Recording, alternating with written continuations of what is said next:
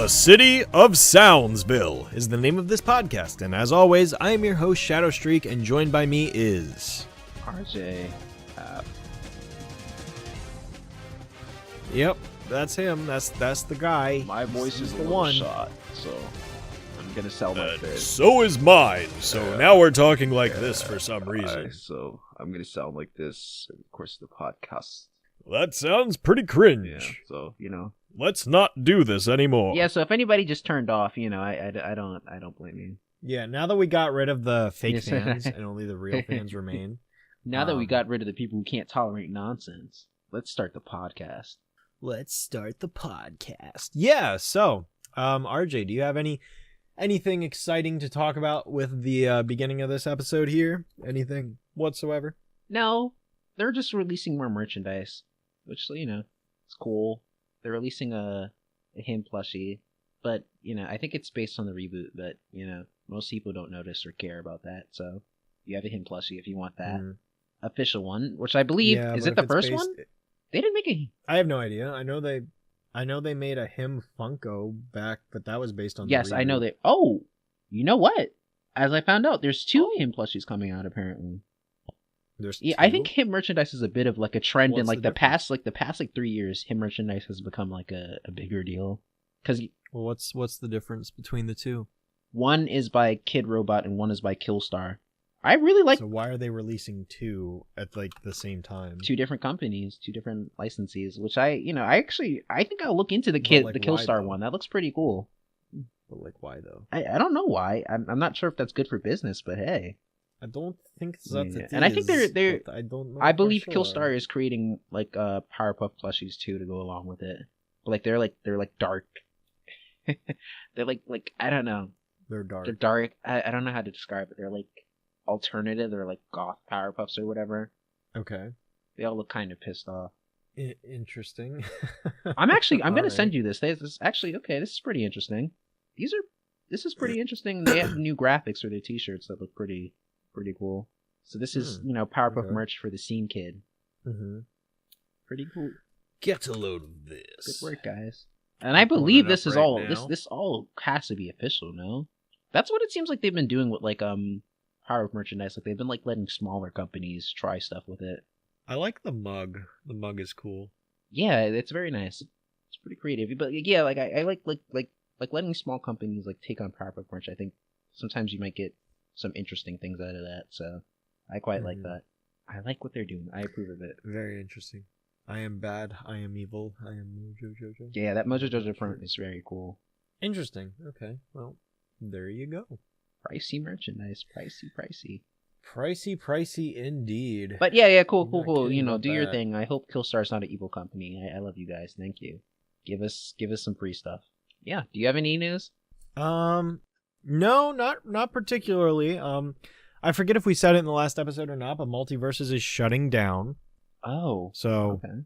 I gave my thoughts a couple episodes ago on the podcast of me not being satisfied, and now it's shutting down. So, Yeah, that's so that's what happens when if anybody's a fan, you could blame Shadow companies Streak for don't getting rid of manage it. their video games properly. So, Shadow Streak's Well. fault. If you like that game, so how's it my fault? well, you asked for them to shut down when you announced it. So I did no Well, such you thing. did, so- I never would have done such a thing. yeah, well, it's unfortunate that Shadow Streak had a I've never done such a thing, and I never freaking would. Shadow Streak destroyed something that everybody loves once again. But it's all right. Well, everybody's a strong word, I but did no such thing. well, we can get to the episodes, I guess. All right, we're getting into the episode. Yeah, why not? All right, cool.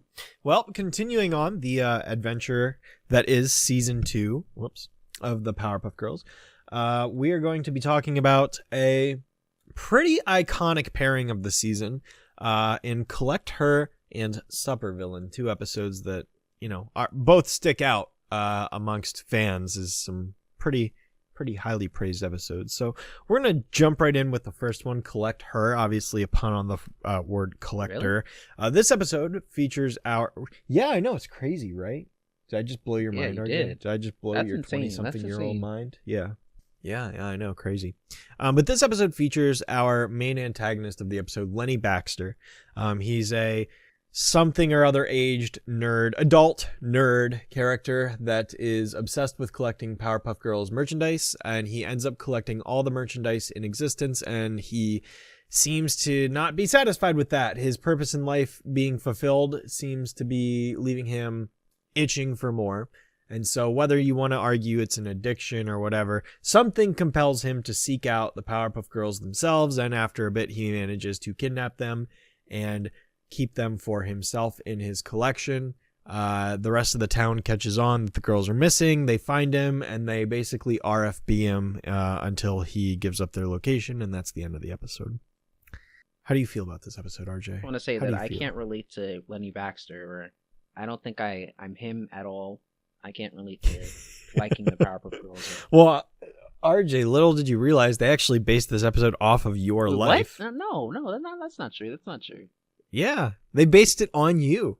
Oh, They heard word back when you were born, like 4 years before you were even conceived, actually. They were like, I heard there's this one kid named RJ App that's going to be conceived in 4 years and will eventually grow up to do some stupid Powerpuff podcast. So let's make an episode about his life in anticipation of this podcast, so that way he can talk about it and how it's based on him like nearly 30 years later. I think that's incredible foresight on our part. Well, I guess that's why he looks like me. That's what the show staff said. Yep, they got the color of the skin right and everything. So, Simpsons predicts what's going on in the world, but Powerpuff Girls predicts people. Interesting. Makes you think, doesn't it? That makes you think. Well, yeah, it does make me think quite a bit. Yeah, well, anyways, what do you feel about this one? I asked you. I asked you. How do sorry. you feel about it? You dodged my question. I was in silly mode. Okay, this episode is very good. I like it. I think this is one of the creepiest episode plots. I don't know, just because I guess the realism of it. In a way, it's scary, and also just a brilliant concept, right? Yeah, no, it is. It's honestly, I mean, it's still applicable even to this day. It really stood the test. Yeah, of but time. It's shocking. I'm sure they had to be superhero comics that have done this idea before. This couldn't have been the first show to do this. I don't know. It seems so obvious. I honestly, right? I don't know. I guess this one was written. I guess Michael Ryan, the outline writer, was still on the series. We don't really talk about the outline writers enough, but after a while, I think Amy Keating Rogers just does all the outlines, but at this point, she was still on the show. He was still on the show. I don't think we might not have talked about him at all. I know we've talked about Jason Butler-Roat, who I think left after the first season, but I don't think we've talked about him. Yeah, we haven't talked about Michael Ryan, but he does a lot of. I mean, really, he's a writer, so I guess I think maybe some of these storyboard-driven shows are part-time for script writers. Because they could only really write story on these shows, but yeah, this might be his last one. I'll have to check. Yeah, I definitely don't know.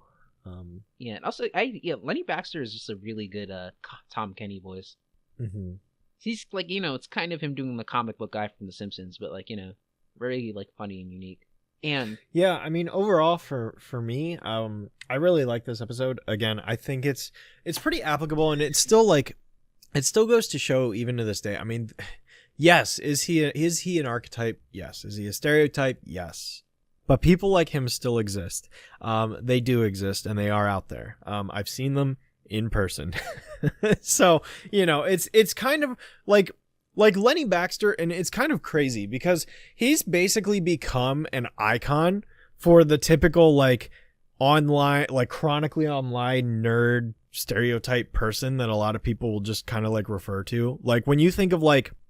When you think of the person that's an online hater or troll or whatever, and or maybe it's some person that makes, this is the thing that really gets me, is when someone makes an intellectual property or something they're a fan of their entire identity, to where it's they just become so extreme over it, and it's you so much as criticize one small thing and they flip out at you, and all that. Basically Redditors. He's basically the image that a lot of people he's one of the biggest Powerpuff Girls memes, actually. Just the character, he is just that shot of him when they first show his face, that's just that's a huge meme, actually. I didn't even think about that. Well, yeah, and there's also the gif of him typing on the computer. Yes. That one, you see that posted everywhere. It's such a perfect character design to roast people. That's what I'm saying. Like he's absolutely become an icon for that sort of like that type of person that people make fun of on the internet. Yeah, right. You know? And it's like, because it's like there's nothing wrong with being a nerd, but when you're like a jerk or self-centered or a gatekeeper, which I think like whenever I read this episode, especially like this episode is such a good commentary on the stupidity of gatekeeping.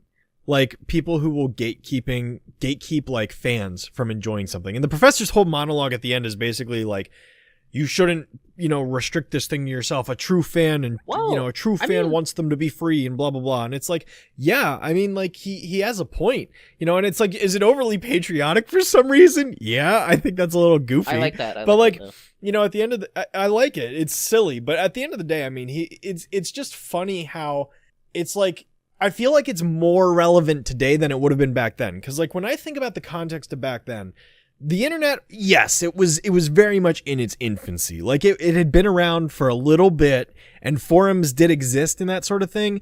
But a lot of these nerd types were more in like when you think of like nerds back then, people would always think of like Trekkies or like, the people that only go to conventions. I mean, or they're, whatever. And it's like, I don't know how many people on the show's staff had actually gone to a convention or been involved with this, but I find it really interesting that they not only managed to make an episode about this in Powerpuff, but they did the same thing in Dexter that's what I was with the toy convention.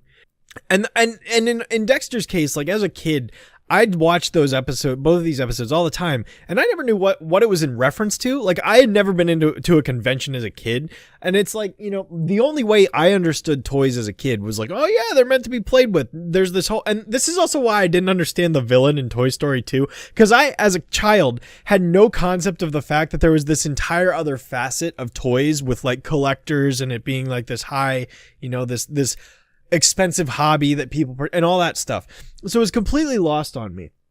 But it's like, it's such an interesting concept because I feel like, again, it's just lasted. Like it never really went away. It's only grown in the time since this episode was made. I mean, nerd culture is way more popular and way more accepted now than it was even when we were kids, let alone in the 90s and 80s. So, right. And I mean, like, to be honest, since this was made in 1999, I think this is really more a commentary on like, or takeoff on mostly comic book collectors. It's not, I don't think they're really talking about people on the internet or fandom. No, and that's why I'm saying the relevancy is interesting, because it's translated to that. Yeah. Like after the fact, like in retrospect, like you're right. It wasn't created with that intent. It was absolutely looking more at like the 80s and 90s stereotype of a nerd, and yes, comic books, I forgot to mention it, are another like big thing in the same realm that like sci-fi was with like Star Wars and Star Trek and all that, like typical, what used to be seen as nerdy stuff. It's way more accepted nowadays. But it's just crazy how the episode has become applicable to that. And I think it's really just, it goes to show like it's not really the hobby or the interest, it's the behavior of a person that it's really talking about, and that's why it translates so well. Right, yeah. It's just mania, which is like, you could like, that's common criticism of comic book collectors, to be honest.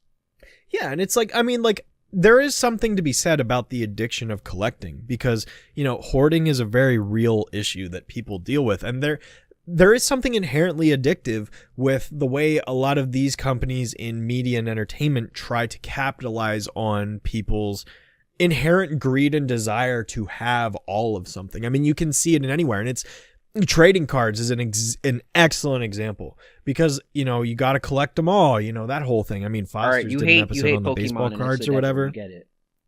But oh my god. But like, no, Pokemon is a good example. I mean, the whole tagline of Pokemon is gotta catch them all, and it's like, yeah, it's inherently trying to rope you into this addiction of like, oh, I gotta get them all, and then you buy money to get all the cards, and you play the games, and it's like there is inherently a it's not directly gambling, but it's like a spin-off of it, because it's like you're basically buying for a product, and in return the product has a chance of being what you want or not. And like, I've fallen victim to that before. I mean, literally a couple years ago, I got really, because I'm big into Yu-Gi-Oh, the original series.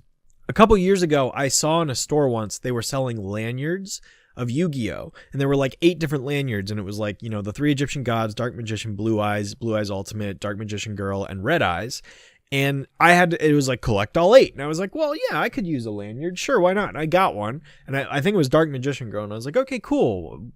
And then I was like, well, there's only 7 more. And before I knew it, I had bought a ton of these lanyards. I do have one of all of them now, and they're actually hanging on the shelf behind me. But I also have like 6 other spares.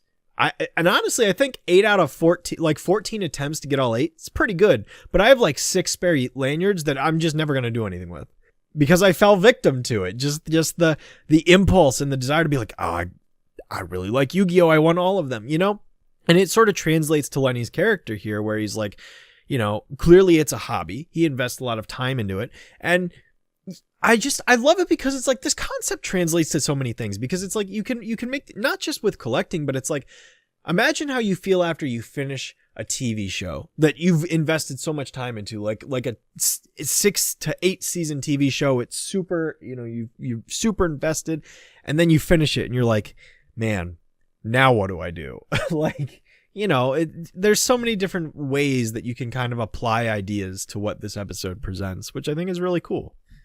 Wow, that was a mouthful, but yeah, it sure was. Well, like, I can't really follow that up, but well, here's I'll let you in on a little secret.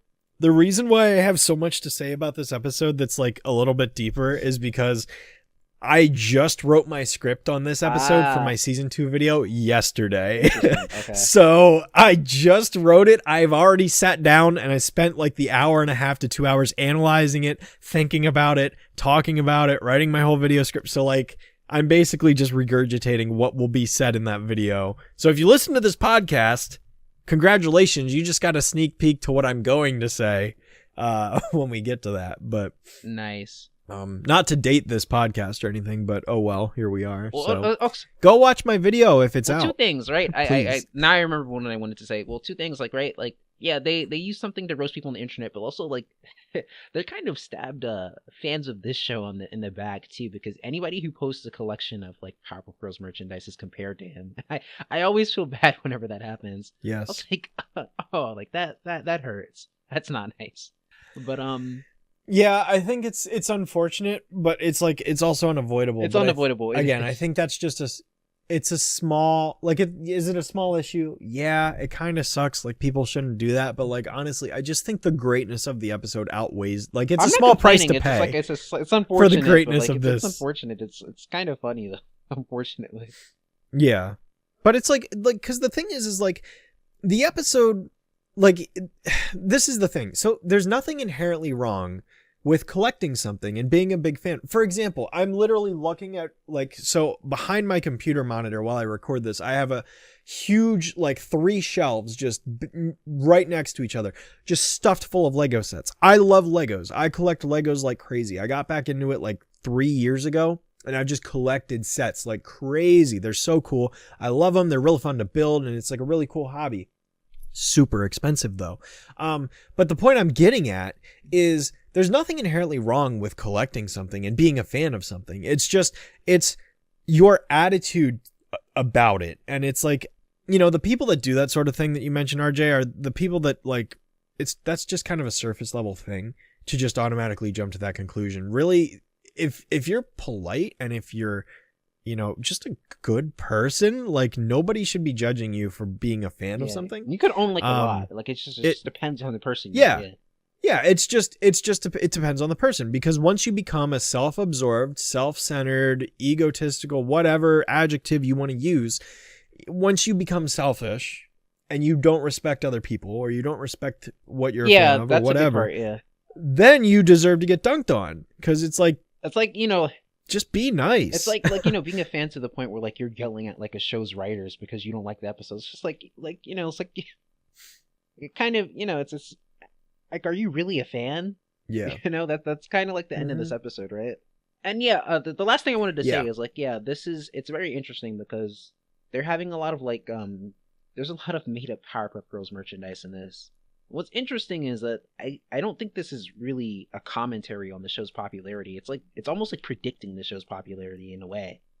because it was done before, it could really, I think it could, like, break out into the mainstream. And the other important thing to remember is, like you said, like a lot of the merchandise they made is made up. Like it wasn't at the time real stuff that people could buy. Now, granted, as time's gone on and their pop culture, relevance grew, some of those things probably did end up getting made later. Well, I mean, having them on an airplane is crazier than any of the merchandise in this episode. Yes.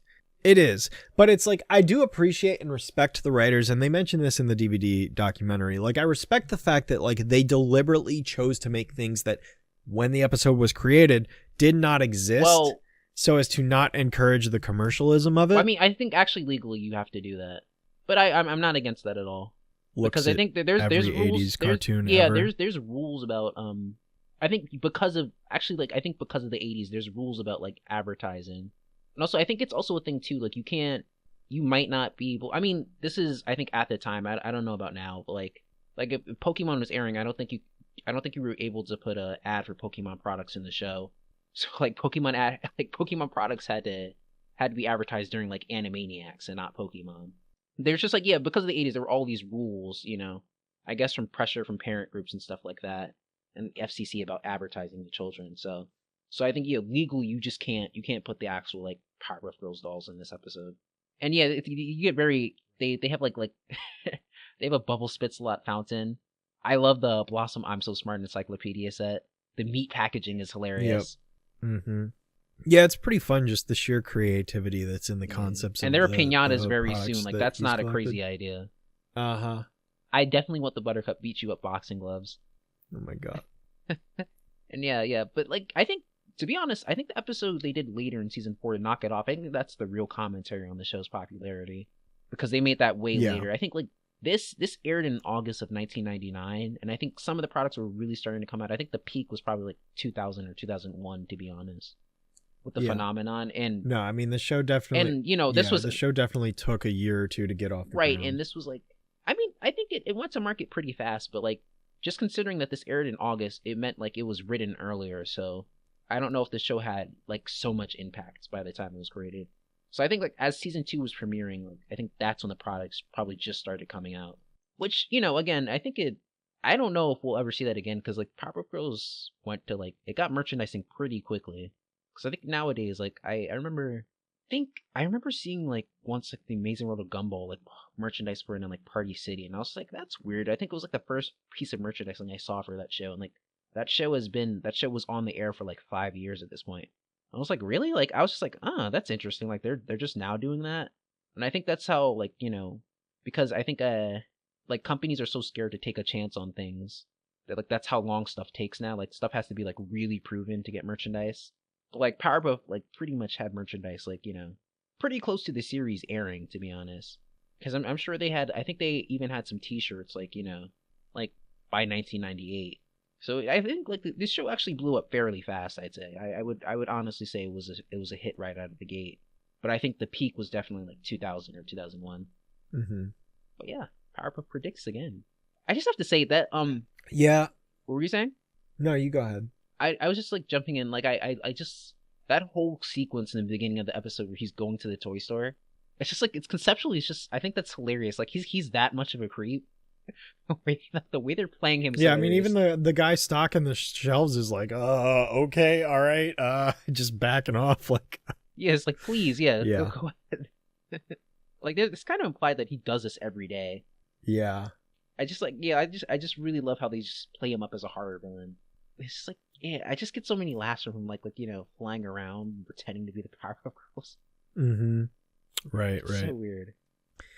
Yeah, it is, and it's like, to reiterate, like, there's nothing wrong with being a fan of something, but like, I do think that the episode does kind of portray it kind of in a more negative light than it really needs to be. Yeah, for sure. But like, granted, like, there aren't any characters that outright say like, oh, you can't do this or whatever. But it's like the only characters that really react to it is like that store guy, and then the girls themselves. Which, granted, if I walked into someone's room and everything in their room was just me, I'd feel uncomfortable too. So I don't blame the girls' reactions for having the reaction that they did. Loves it. Yeah, right. Which I love. But it is a little like, so like I'd understand why the girls would feel off put by it, but it's like other than that, no one really reacts to it too much, which I mean, is fine. they're not. But what I really do, I'm sorry. Go ahead. no, I was just about to tangent. So I was just saying, continue it's if you like, have you know, something to add off that. they're not really being nice about it, but like also they're also just setting him up as a villain too, because he's not. Yeah, and that's the important thing to keep in mind is like the dude literally robs and kidnaps. So it's like not just, he's not a he's good not like guy. a cute like, you know, hardcore fan. Yeah, he's not a good guy. The only thing that's not clear is like he's Um, concerned about collector's value. I guess he's just a pure of heart collector that he wants things to keep his collector's value. I don't think he's gonna sell this stuff. Yeah, which I do love the fact that like, you know, it's fitting. They beat him by basically RFBing him, as I Right. call it. And like it's like he's acting like they're tearing his heart open and stuff. Yeah, because like anyone who's seen the Dexter episode knows the whole NRFB thing. Which I love that one And too. so they basically, yep, and I do too. That's one of the most, for me, that's one of the Dexter episodes I remember the most as a kid. So they basically RFB him, and in case you don't know what I'm saying, remove from box. They're opening the boxes of his priceless collectibles, essentially ruining the value. Yep. NRFB. NRFB. Yeah. So, yeah. I do think that's a fitting way to kind of defeat the villain. It's completely like I love the fact that because he's like, no one lays a hand on him, but the kid like rips the box open and it's like they animate him getting punched in the gut and he like grabs his stomach. He's like, oh yeah, they do the cutting like he's getting beat up. Yeah, like this is literally killing him. It's it's so comedic. He even says, I think I'm gonna be sick. Yeah, he does. It's great. It's so fun. And you know, it's just so fun. You kind of see the type of annoying geek he is. Like he's like, hello, like Earth to Kid. Earth to Kid. He's like, toys are not for playing with. I'm surprised I haven't attempted his voice yet. That's I could get carried away with that, but well, I definitely what's can't interesting? Do it, otherwise I probably would. Cartoon Fridays sort of used Lenny Baxter a lot in their ads. They did. They really did. The weird thing is like he's like a nice guy. He's like he seems like a fairly like chill collector dude. He's just like a hardcore fan of cartoons and that.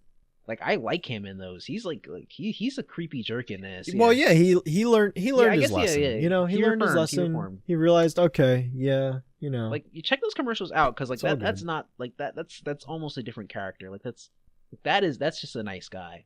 Yep. Yeah, and one thing I do appreciate too, I literally just lost my train of thought. Sheesh, buddy, get a life. Shoot. Oh, I think that this has some of the mayor's like best writing yet. Yes. I love so many of his lines. Mayor, the girls are missing. Oh, well, just they can visit anytime. Oh, they can call anytime. They can visit anytime. It's like, no, they're missing. And then, oh my gosh, when he's like, you know what we need to do? And he calls a town meeting, and like they're like, all right, to figure out who kidnapped the girls, who is not among us right now. And it's like, oh yeah, so everyone in Townsville except the one person that didn't steal that stole the girls is there, right? And lo and behold, yeah, it's just the absurdity of it. It's just so funny. I just like how they like play it out like there's like it's this intense scene of like him saying the Powerpuff Girls are missing and like he does this, he who among us is not among us surely is the culprit. Then he like there's just basically like who's not here, and they just call roll call. And then he just starts roll calling. He's like, Marjorie Johnson. Yeah. Marjorie Wilson. I knew it was her. And she's like, I'm right here, Mayor. Oh, hey, Marjorie. How's it going? He's like, how is every little thing? Which is so yeah. It's so good. Oh, man, it's so good. Especially, yeah, this is like perfect Mayor, yeah. Yes, it is. The mayor's written so well in this episode. Like the expression of him, like, you know, like calling out Marjorie Wilson is very funny. Yep. He's got like his fist in the air and he's super angry, and it's like, man, I don't know what Marjorie did to him, but dang. He thought he thought he got rid of the Powerpuff Girls. But also, yeah, again, just a crazy plot turn. He just starts stealing stuff from the girl's house. That is so creepy. They make it creepy. Like, it's creepy that they don't show him doing this. Yeah, the stuff just vanishes. Yeah. I always did love that line from Bubbles. Like, I am so good. I think this is the first time we see Bubbles' theme, right? No. I think I this. think so. I think that's from Mime for a Change. Oh yeah, that's right. Yes, when she's on Yeah. the See bus how or whatever, hardcore I fan think I it am? plays. Yeah, you're a hack. Yeah. What? I don't Maybe know. I need to get a life. Yeah, and Buttercup's punching Get a Buttercup's life. punching meat again, which I guess she Yeah. first did in like a commercial like for this series like premiere. Yeah, one of the promo Yeah, bumpers. which I yep. love that bumper by the way. But Me too. yeah, I guess is that from Rocky or did people do that? I have no idea. Puff Pop says it's from Rocky, but I don't know if they created it. Also, yeah, another again, the mayor says Gendy McCracken. Mm-hmm. Yep. Obvious reference. Yeah. Yep. Not obvious if you're a kid, but Oh, okay. Ishka Bibble was a radio personality in the 1930s. Interesting. I didn't know that. Not know that. well, What how a deep about cut. Wow. And yeah, Blossom tries to like, stop the girls from fighting. She's no better than any of them. that? Uh-huh. Yeah, it's just so sick. He's like, I need more. Like, I think that's a very funny. Yeah, that's a it's very like funny he's sequence too. Like he's addicted. just like doing this evil laugh. He's like, but I need more. Yeah, he's an addict, is what he is. Yeah, that's just very creepy. It's like hello ladies. Like he says hello ladies, welcome to my collection permanently. That's just like that is horror, like realistic horror. Do you think a network would allow an episode like this to be made nowadays? No, because they're literally getting kidnapped. They're just like these are just children getting kidnapped. Like that is scary. Yeah, that's why I'm asking the question. Do you think a network would allow this? I don't think they would. Like, stuff happens, but like I for the most part I would say no. I don't mean Yeah. I'm like granted like I think only Cartoon Network at this time would allow that because like I don't think this would happen on Nick. Like that this is too scary for a Nick show. uh-huh. Like obviously we all know that they'll turn up okay, but like it's just like what a creepy scene. Gosh, I know Mhm. you really love the quote 7 kinds of creepy. Yep, That's a favorite of yours. it is. You might not know, but you use that a couple of times. Oh, really? Yeah.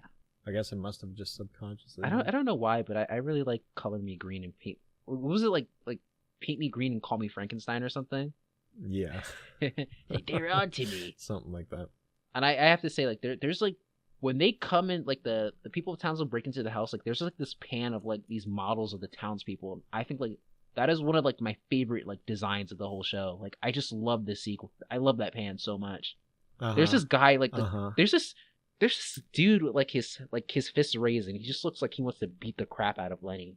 I can't point out which guy this is. Like Well, he's yeah. wearing he's sort of wearing like a tan t-shirt. I freaking love that design. There's this woman that's pissed off. The professor himself is like I just that model to me Mhm. is I think they reuse it a couple of times. Like dude, I love that so much. I mean, I can't blame It you had to for be- being upset. I mean, Yeah. like, I'm just like just real quick just crediting. I think that it definitely looks like it's Carrie Yost's work and he's credited. mm-hmm. Yeah, that's definitely him. That's his cartooning. I love that. But yeah, no, that's he's a creep. All towns should be like this. Very yeah. much so. All towns should be like this. I Even though, agree. yeah, obviously, like it's not so dark. Like he's just a superhero fan that he wants to like collect his heroes. Like he went for far enough to like get a family photo of them, which is gross. Also, Yep. Very odd. right. Very uncomfy. But yeah, eventually they tear the girls out of the power packages. Yeah, I also want to point that out. Lenny is one of the most successful villains. in Kind the of, show. right? Yeah.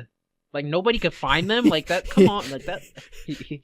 He's amazing. He was extremely successful. You see, like he did what most of the villains hate the Powerpuff Girls, but he's a fan of the Powerpuff Girls, so that made him a better villain. Mm-hmm. Oh, See, yeah. that's why he's so successful.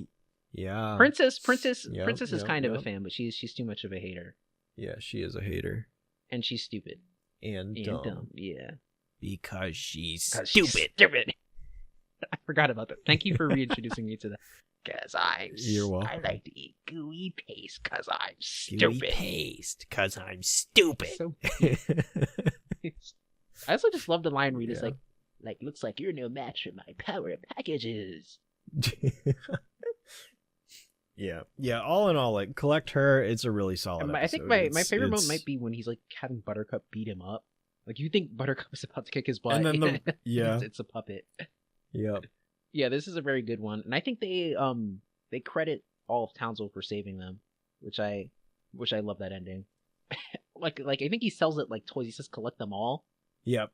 Yeah, the narrator ends with that. So yeah, they're encouraging it more. I think buy, a consume, little bit of consumerism, consume, but like I think consume. I think they use like for the days saved, they use like a new they use new music for it, which I like.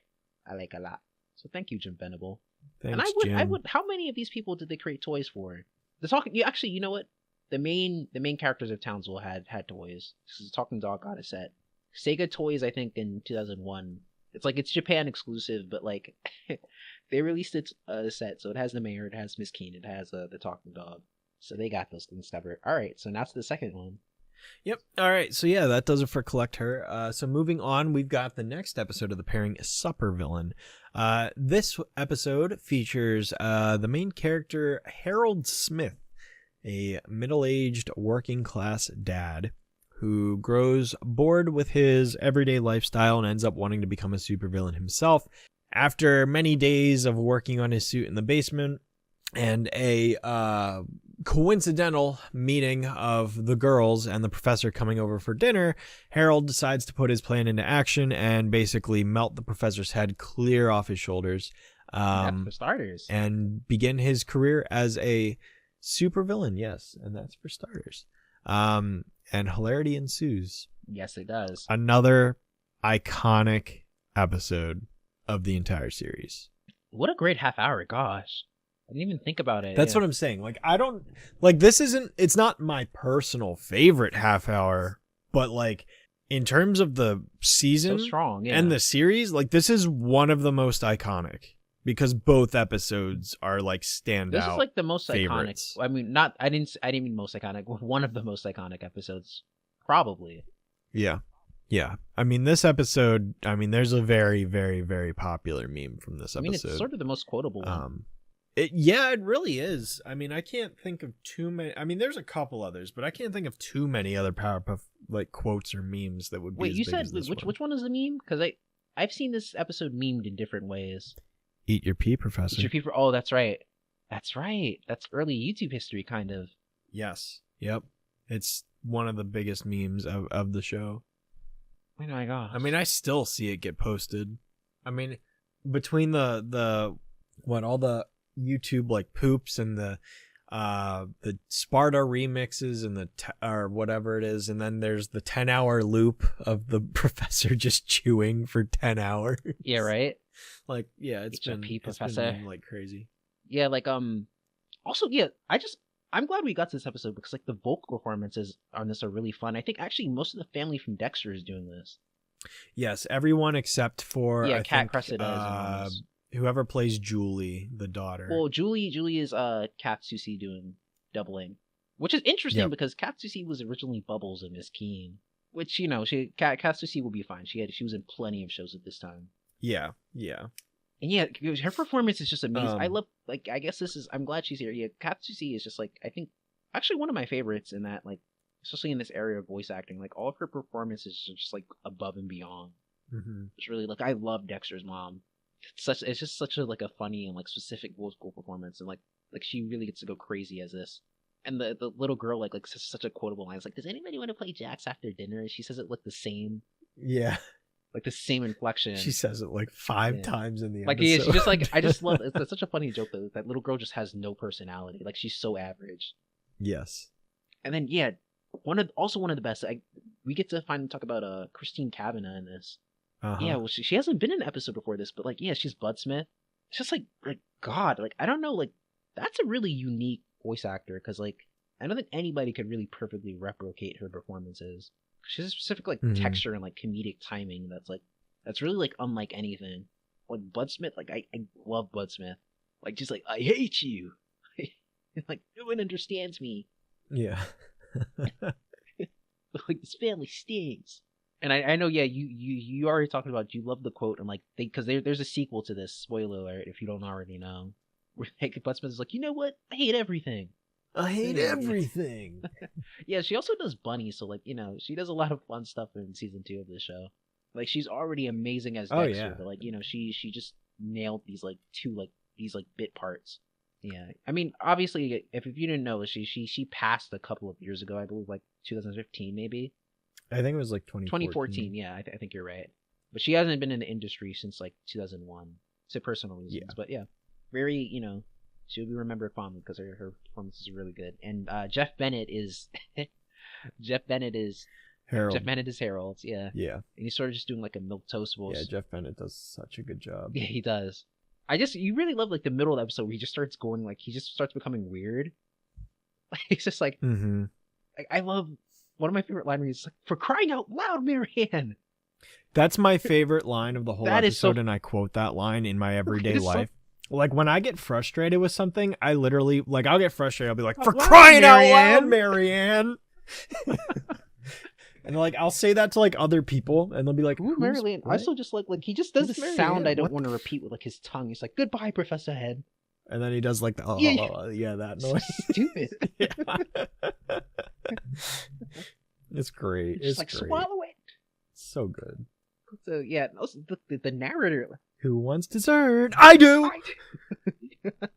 Like this is like the quotables just like start from the beginning of the episode with the narrator. Mm-hmm. My life So is so perfect. Like that the whole scene was like, my life is perfect, just perfect. Oh, I think I'll sing the "My Life is Perfect" song. I'll sing the "My Life is Perfect" song. My life is so perfect. It's such a hilarious like vocal performance. It is. It really is. I will say one thing that's always creeped me out though is the professor's face in that first shot when Harold pulls up in his driveway, and he's sitting there like, yeah, and he's got like, what's up with his eyes? I have no idea. You know what I think? It's so I creepy. think it just makes him look more annoying. It's disturbing. Like it's terrifying. He's not supposed to look that way. That's not how the professor's drawn. You know what I think is I really wonder about? There's a scene in this episode like when the professor is in the living room, right? They say, yeah, Marianne's like, "Isn't this nice?" And he says, "Oh yes, it's nice to relax with friends after a long battle against evil." It's like, Yeah. I was like, what the heck is that? It's so It's weird. Which I love. I think it's an intentional joke. Like, what a strange line read. Yeah, seriously. Professor acts super weird in I this just think, episode. like, I wonder if, like, is he traumatized? Like, No, his life is perfect. His life is perfect, what right? are you talking Just about? sung the "My Life is Perfect" song, but like, I just really wonder. It's like I wonder if like that's just like Tom Kane just got that, and it was such like an unnatural line that he was just like almost he was like a sarcastic line reading. It's almost the same as like "That Am True, Miss Keene." That am true, Miss Keene. That is probably without a doubt. I know we're not at that episode yet. That is without a doubt my most quoted line from the entire series. I love, yeah. "That am true, Miss Keene." I say "That am true, Miss Keene" more than anything else by a landslide. I think the most iconic quote in this might actually be like, "You never guess what's for breakfast? Pancakes." Which is like, it's really funny. Like, Carol's again has it pretty good. He does, but he's bored. The whole conflict is that like he's bored, it's monotonous, it's routine, and his life is miserable because of it. Become a supervillain. And the whole idea of him wanting to be a supervillain is because it's exciting to him. It's he's basically having a midlife crisis kind of, but instead of like wanting to be young, he wants to be a bad guy. Right. Like, yeah, honestly, that's pretty much it. Yeah, and supervillain, yeah, very very fun title. So like, too. Yes, it is. Yeah, but so like it makes sense for the character for him to it's just goofy. It's just such a silly I mean episode, it's a funny episode. They're all funny, but like this was like one of the best. Like it's like this episode like doubles on the comedy kind of. Yeah, like you're in this one for laughs. Yeah. So like yeah, and also you kind of see that he already hates the Powerpuff Girls. Yeah, and it's all shown to us through just the visuals of the storytelling. Like a good chunk of, I mean, like he doesn't even talk for the first half of the episode. He's silent. Okay, am I a bad? He doesn't even say anything until the professor and the girl show up at the door. That's one of the things I love about this show too. Like this show will like probably take up the time to like set up a story, and they did it in Collector too, also. Yeah.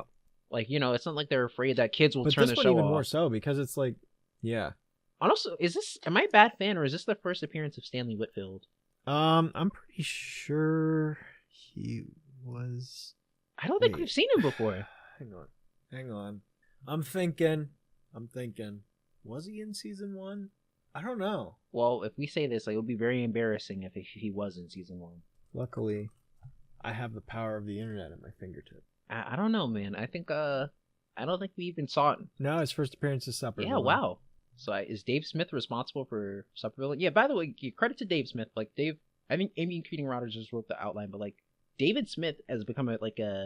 I really loved his episodes. Like I think he's one of the funniest board writers. Like any episode, like I don't know. It feels like when I see his name in the credits, like I feel like I'm really gonna enjoy myself. Like I just go like, oh, this is gonna be funny. And I think they particularly assigned him premises like this because they knew he'd like really make them shine. Mm-hmm. Just hilarious. Like, and to be honest, like really, like his stuff takes off in like season 2 and like after this also because like I like the season 1 episodes, but like season 1 has a lot of like business with establishing villains and like getting to know the characters. So he really gets to have fun in this season. Yep. Because I think the episode he does after this is Rainy Day, which is a classic. So like heavy like big David Smith fan. Yep. I mean, Rainy Day is my favorite episode of the whole series. So yeah, that's a classic. That's And he so like any of like the ones that are like that are more laughs than stakes are like his, and most of them are classics. Mm-hmm. But Stanley Whitfield, it's like they. By the way, fun character. I mean, he's not really a character, but I love the design.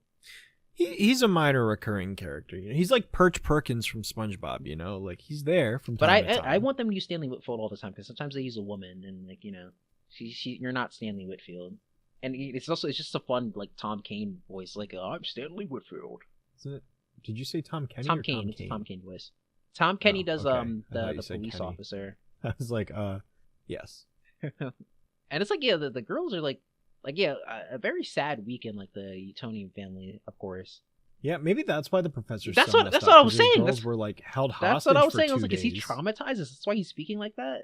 Yeah, like his daughters were just held hostage for 2 days. Like, I'd kind of be messed up. You know what? I'm an too. idiot. I actually forgot that female reporter I'm talking about is also in this episode. So I guess, I guess he's like the main. She's like the outside reporter, I guess.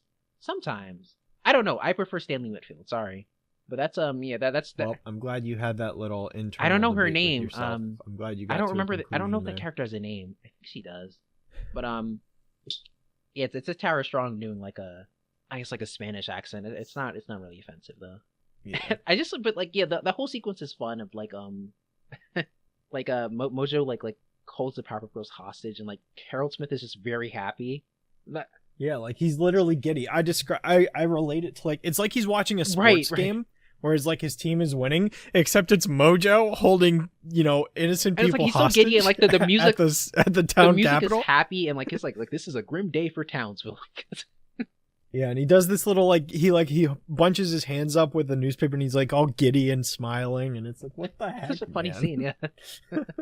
And then the next day like I just love like the camera shaking, like town hall exploding.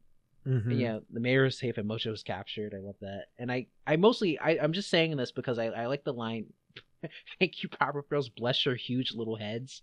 He says, "Bless your huge little heads." Like that's such an underrated line. Mm-hmm. And then the big reveal is like the second half of the story. Yep.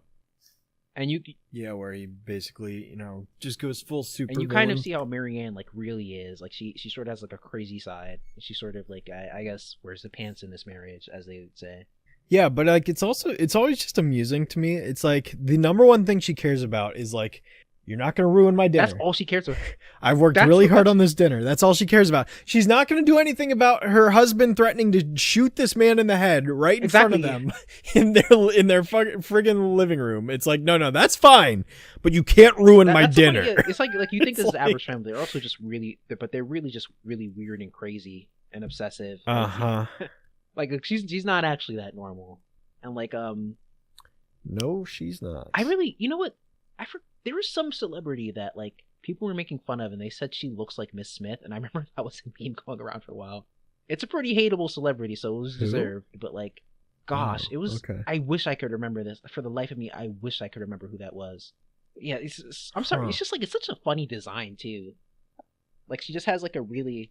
It is I'm not sure. I don't think she's supposed to be like I don't think she's a person of color. I think she's just supposed to be like really tan. That. I always interpreted her. Yeah, that's how I interpreted the guy. Like she's super like overly tan. Mm-hmm. Yeah. That's also like I just it's really funny how one dimensional all these characters are. Like, one of them. Yeah, but I also think, I mean, that's Well, that's basically the the joke. point. I'm not complaining. That's the joke. That's why they're funny. That they like they lack depth. You get like the girls are telling the story and like Harold doesn't want them to tell the story because he's kind of uncomfortable by this whole subject. Like Bud's just like okay, Dad, let's talk about your amazing life. Like, how many mustard jars did you fill? How many mustard jars did you fill? Dang, shots fired. And it's like the professor sort of looks a little shocked by that. It's just like, oh gosh, like I really, this is a bad discussion to just quote the whole episode verbatim, but like, how can you help it? Like at the start, villains are stupid. I love that so much. And I think maybe my biggest laugh in this whole episode, actually that's tough to say my biggest laugh. There are a lot of big laughs in this, but like him walking, him walking from the bathroom, and then Bubbles says, and then I smashed his face, and then he walks right back in the bathroom. And then he just turns right around. And the music makes it like a lot funnier too. Yep. I also really love the shot, like the lighting when he's in the bathroom. Yes, it's got that red lighting again. That always stuck out to me most about this episode was just that specific shot where or scene, I guess, when he's in the bathroom and he's like, washing his face and it's all red and it's like, I love it. I love when the show does that.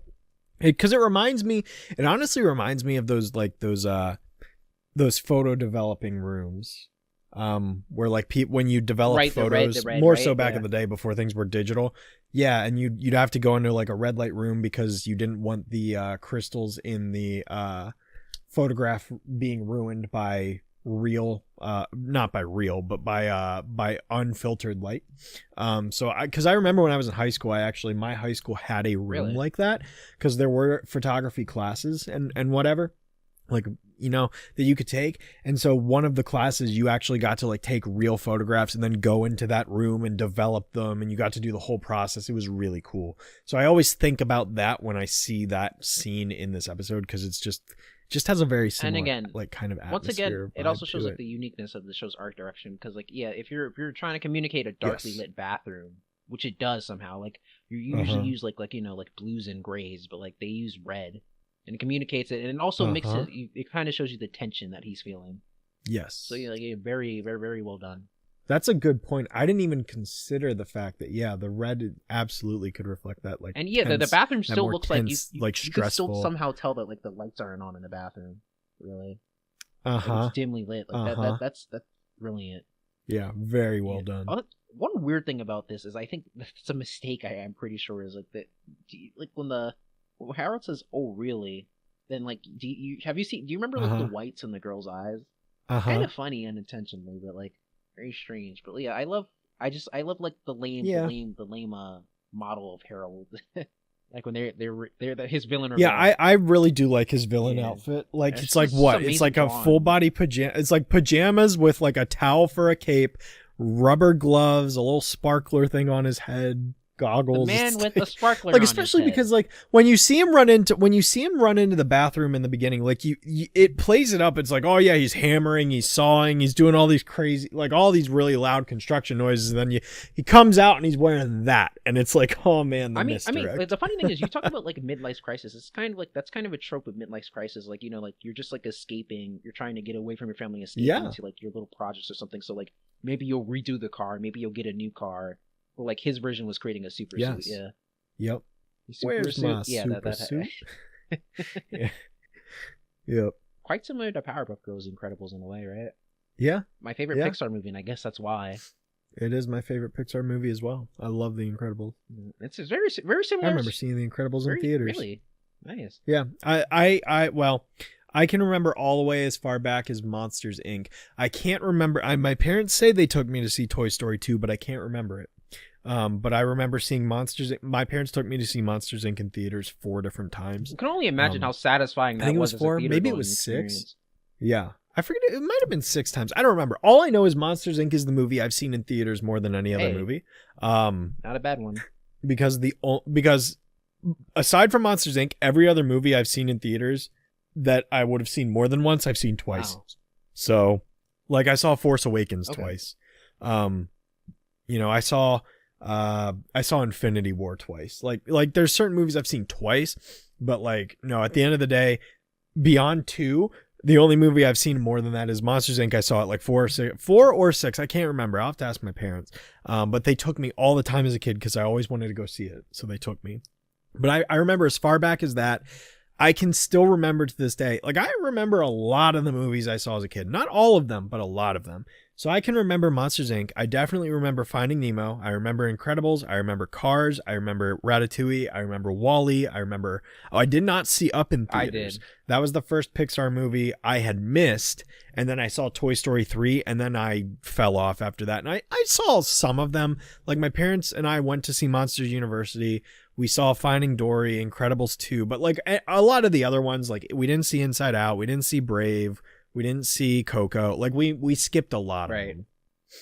I mean, some of those early ones very good. So yeah. Every Pixar movie from Toy Story 2 to Toy Story 3, except for Up, I saw in theaters, and that's like basically Toy Story 1 to 3 is like the golden age of Pixar. So yeah, to be honest, that's not even like and nostalgia. Bugs Life is like I love Coco is great. No, it's just Coco's true. Great, but like consistently, it's just true. Like, they like, release consistently great movies. Like yes. they usually like they usually like they release like a classic like once in a while. I would say now, but like you know, consistently like their first like 10 years or so, which is like amazing. Because like even Bugs Life, which a lot of people like, but people don't it's still golden really age Pixar, like, right? love Bugs Life that much, but it's my dad's favorite. Oh, still to this day, it's not one of my favorites. For like sure, that's like the one thing.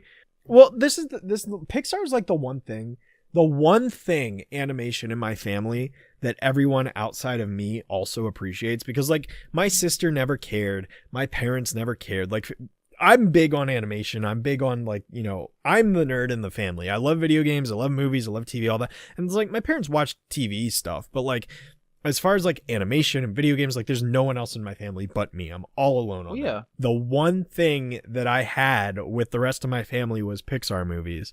So like that's the one thing that like even to this day, my parents will still go to the theater, the two of them, and watch Pixar movies. Despite the fact that they're in like their 50s, they'll still go to the theater by themselves and like I still remember. I mean, listen, right? My parents seeing Toy Story 4 in theaters, and my dad to this day, he'll always he's like, "Man, I hate Toy Story 4. Why did Woody do that? That makes zero sense." Not too much. I didn't see it. That's like, yeah, well, I won't spoil anything, but basically there's the way it ends, my dad like hates. He's like, it's so out of character. Woody wouldn't do that. That's not, it's like, it's so fun. Yeah. It's so funny to see my dad get heated about Toy Story 4, because it's like, this is like the only thing we have in common. Well, that's the funny thing about Pixar. So it's I think nice, that's true but of it's most Pixar, because I think most people have seen Pixar movies, even if they don't like animation. That's absolutely. Really the appeal. Absolutely. Of them. But yeah, I was just saying Incredibles too. Like, and that's it was very interesting because they had I hate Incredibles too. No, I meant the Incredibles like I meant two like TOOO. Not a sequel. Just say The Incredibles also. Yeah. I should have said The Incredibles also, but the Incredibles, like, it also has it has like the same 50s stylization Powerpuff does. Yes, it does. And it's very. I think, to be honest, I think even Don Shank and some of the people have worked on the early stages of that. Which that's another thing. A lot of the people who worked on Powerpuff work at Pixar now. So that's them moving out. But anyways, yeah, back to the episode. Mm-hmm. Yeah, I mean, overall, I think it's a great episode. It's pretty amusing. We didn't talk about the pie. The pie fight. Oh yeah, eat up, Harold. Like, you see the tension with like him and Marianne, because she ruined his dinner. Mm-hmm. And I think she has like the craziest freak out. It's like, you will not ruin this dinner. I worked too hard. And then she snaps back. I can't blame her. I mean, if she did, well, that's her. She's trying to keep this family together. It's kind of like she's noticing there's a problem in the family. Yes, she's just trying to pretend everything's okay. And it is kind of. I mean, it is sad. It is admittedly sad. but like you do definitely see that effort of like, yeah, she is trying. I mean, even in the montage, like, you got the airhead daughter that's like just out of it and completely absent from reality. Well, she's like 5. You got the son that hates everything and is angsty. Well, yeah, but she's still an airhead. Then you got the son who's like angsty and hates everything, and then you've got like the dad that's like so just miserable and sad, and like, she's like, guess what's for breakfast? That whole thing. Like, she's nobody appreciates her, and you do. No, nobody appreciates her, and it's just kind of sad, but it's like, it is a portrayal of a dysfunctional family. That's why we love Powerpuff Girls. It's commentary on family life. Yes, we love the way they portray dysfunctional families. That's what we're here to see. I do like.